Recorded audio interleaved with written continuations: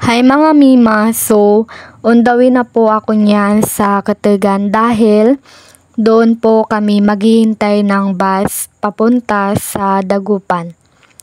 Di na rin ako nakapag-video nung kasama ko mga kaibigan ko sa tricycle. Update mga Mima, so sa Linggay na po kami, bali di pa po kami nakaalis dahil naghihintay pa sila ng pasahero.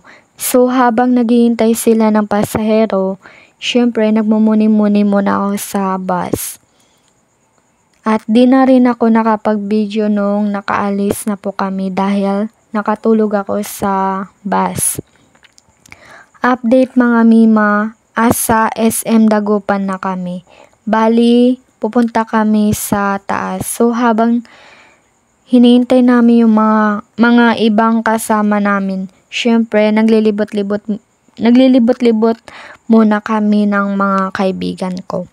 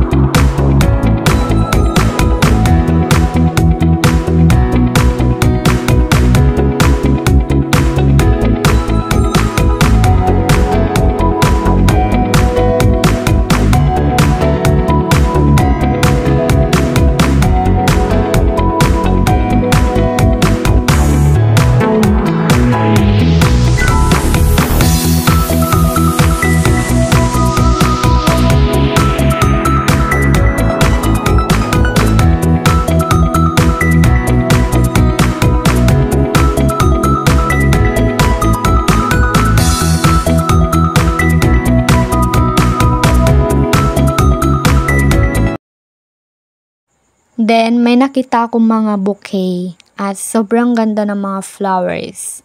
Sana may magbigay ng flowers sa akin. Charot lang.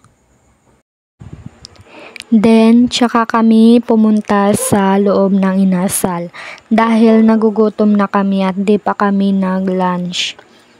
Kasi nga nung pumunta kami ng Dagupan, bali, nag-breakfast lang ako at hindi pa ako nagtanghalian. Kaya iyan, pumunta kami ng inasal para kumain. Kasi nga, hindi pa kami nagtatanghalian.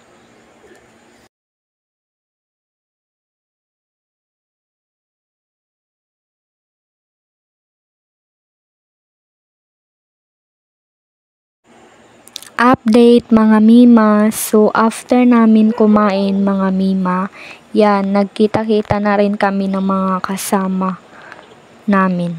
At naglalakad na kami yan papunta sa sakayan ng jeep.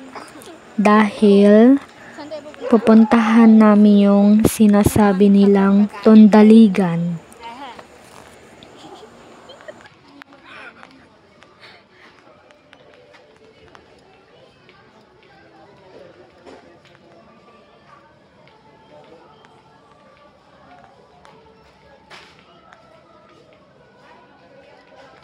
Nakalimutan ko na lang sa nung alak. Alak? Masarap. Pait.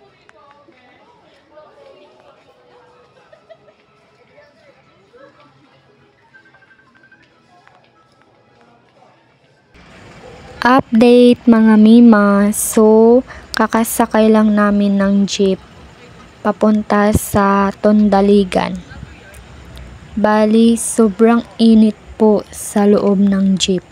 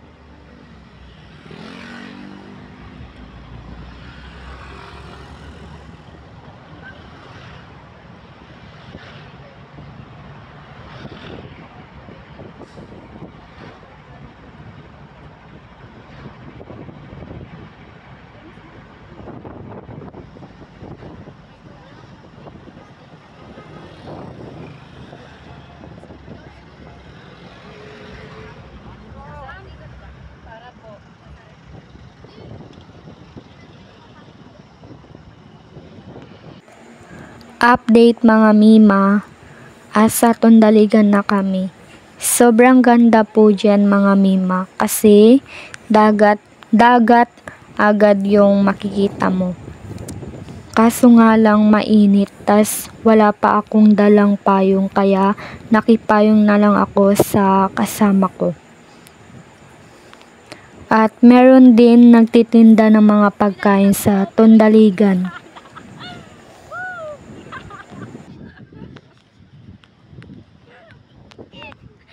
Aray mo.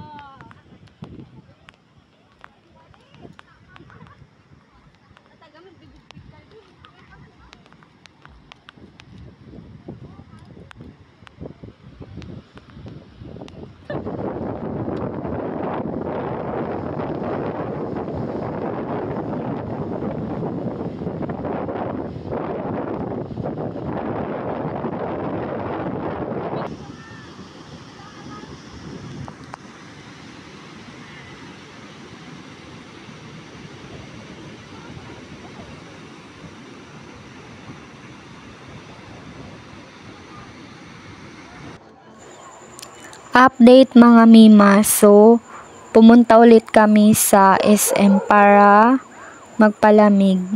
Then sabi ng kasama ko, selfie daw kaya yan, nag-selfie muna kami.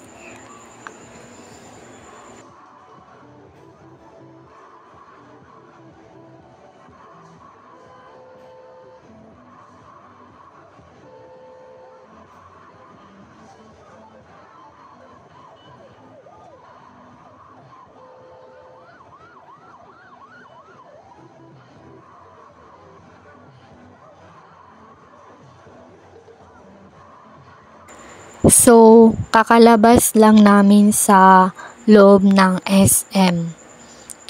Kaya, yan. Kakasakay lang namin ng bus at pauwi na rin kami yan at naabutan kami ng gabi. So, nakarating ako sa bahay namin 7 PM na.